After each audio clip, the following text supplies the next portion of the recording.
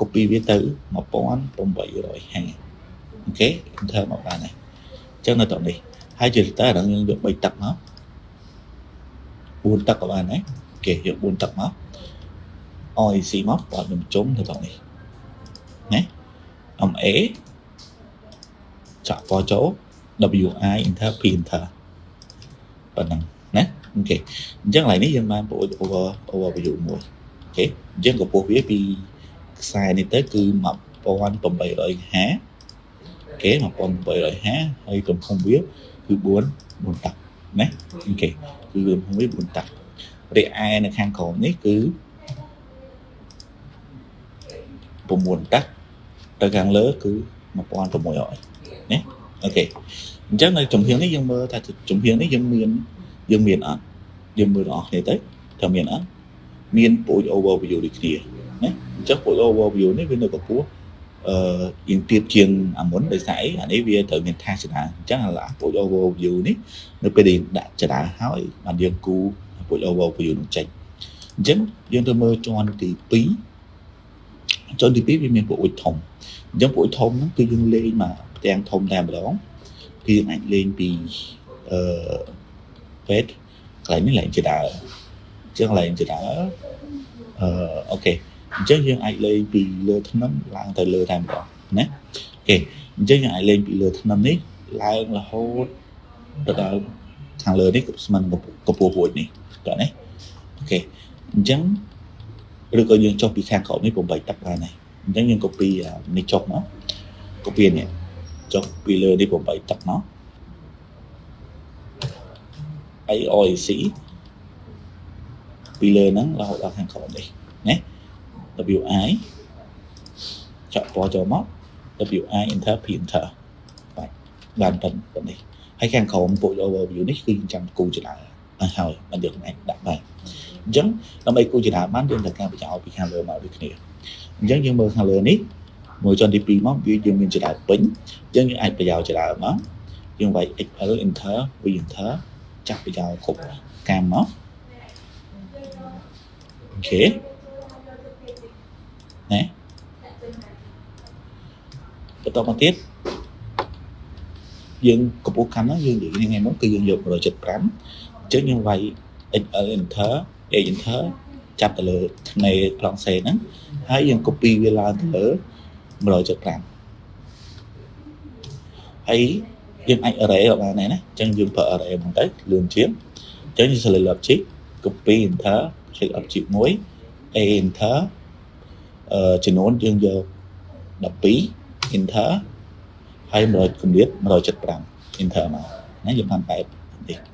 អញ្ចឹងយើងឃើញនេះយើងអាចគូមក PL គូតាម line មួយមកបែបនេះមកបែបនេះតោះនេះអញ្ចឹងយើងអាចដូរ layer មួយទៅជា layer vertex មកហើយឡើយនេះយើងអាច select layer copy array ដូចគ្នាអញ្ចឹង CO enter click object មួយ A enter ដោះ M8 ចេញអូខេយើងដោះ M8 ចេញមកយើងដាក់ចំនួនមក12 enter នេះយើងដាក់នៅថងនេះ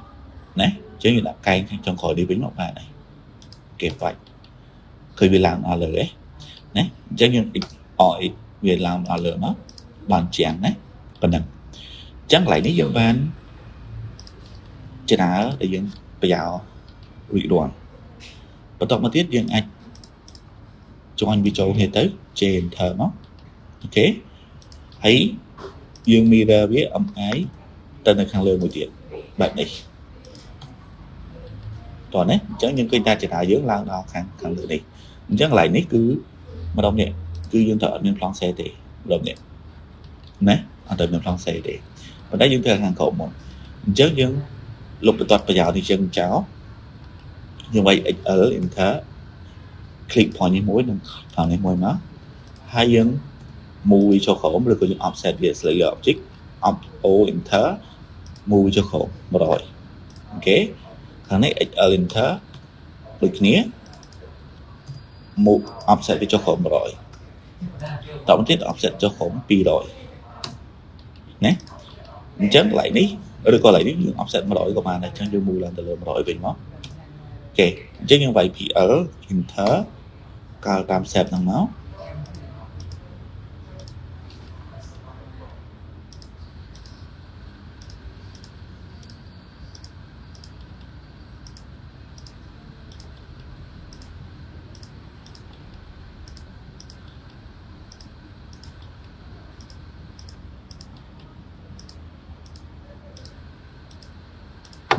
dương càng làm sợ nó nó bạn chấm âm ế hại chỗ hay dương ế enter nó dương chạy hại mấy chỗ kẻ nếu đi dương phụ dụng qua cả trụ rất là phải dương xuống nữa chắc cho bạn phần này nhé thằng lên ấy được khía nhưng vậy enter dân tộc enter chặt thằng này máu hay dương offset cho kháng khẩu một rồi được khía bạn này còn tái lại ní dương thử miễn mê một chuyện nhé chắc lại ní dương offset enter enter dương offset cho cổng bị tắt được khía máu ok chẳng lại nếu như offset từ khả đi với mà đổi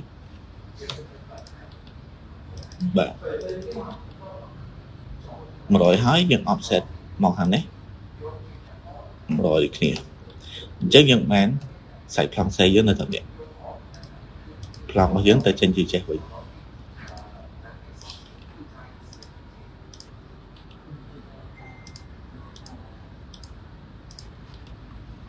ok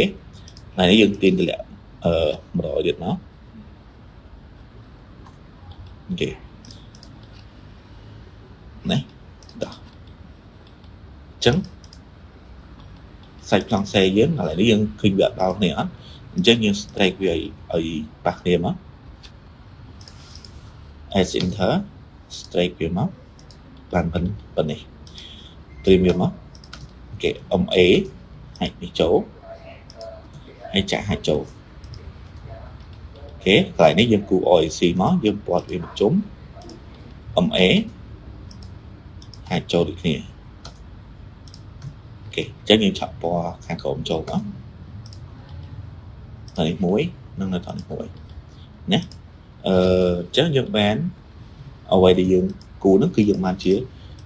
chỉ đã proposal thì tiếp dân nâng